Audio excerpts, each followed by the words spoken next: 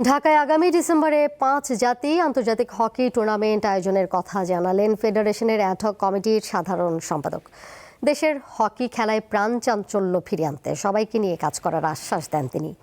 Club পর্যায় থেকে সব ধরনের সহযোগিতার আশ্বাস দেন মোহামেডান স্পোর্টিং ক্লাবের পরিচালক।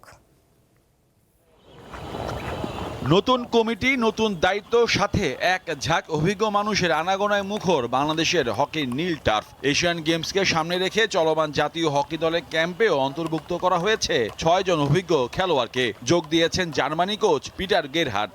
এবার স্বপ্ন দেখাই যায় ঝিমিয়ে পড়া হকিতে আবারও ফিরছে প্রাণ চাঞ্চল্য। আমাদের তো দীর্ঘমেয়াদী পরিকল্পনা অবশ্যই থাকতে হবে।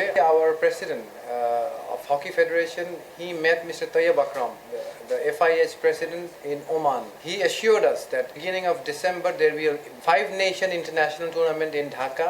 বাবা কিংবদন্তি আব্দুল সাদেক দেশের বরেণ্য এই ক্রীড়াবিদ গেল 20 জুন না ফেরা দেশে পাড়ি জমান। তিনি হকিকে যেখানে রেখে গেছেন সেটিকে এগিয়ে নিতে অঙ্গীকার করেন পুত্র ইস্তিয়াক সাদেক। আমাদের যে ইনফ্রাস্ট্রাকচারের যে করুণ অবস্থা, আমরা যদি ইনফ্রাস্ট্রাকচারে অল্প কিছু বিনিয়োগ করতে পারি, আমাদের প্লেয়ারদের ফ্যাসিলিটিস ট্রেনিং একটু ইমপ্রুভ করতে পারি, ইনশাল্লাহ আমাদের হকি নেক্সট 5 ইয়ার্সে আজকের থেকে অনেক দূরে এগিয়ে যাবে। প্রথম বিভাগ দিয়ে আমরা আমাদের লিগ শুরু করতে চাই ইনশাল্লাহ সেপ্টেম্বরের প্রথম সপ্তাহে, অক্টোবরে সেকেন্ড ডিভিশন এবং পরবর্তীতে ইনশাল্লাহ নভেম্বর ডিসেম্বরে আমরা প্রিমিয়ার ডিভিশন হকিটা করার পরিকল্পনা করছি। সরকারের বেঁধে দেওয়া অ্যাডহক কমিটির মেয়াদকাল মাত্র 3 মাস। এই সময়ের মধ্যে জাতীয় লিগের পাশাপাশি প্রথম ও দ্বিতীয় বিভাগ চালু করতে হবে। এজন্য প্রয়োজন ক্লাবগুলোর সমন্বয়। অর্ডার যদি একসাথে হয়, ইলেকশন কোনো ম্যাটার নেই। এখানে আলার মধ্যে যেভাবে ঘুরতে যাবে সেভাবে যারা হকিতে, আমি মনে করি এরা এদেরকে দায়িত্ব দিলে এরা হকিতে ভালো করবে, ওই ধরনের লোকের নেক্সটে হকিতে আসবে। শুধু ছেলেদের নয়, নারী হকি লিগ নিয়েও বেশ কয়েকটি পরিকল্পনার কথা জানান হকির নয়া সাধারণ সম্পাদক। মেয়েদের হকি পিছিয়ে আছে সেটা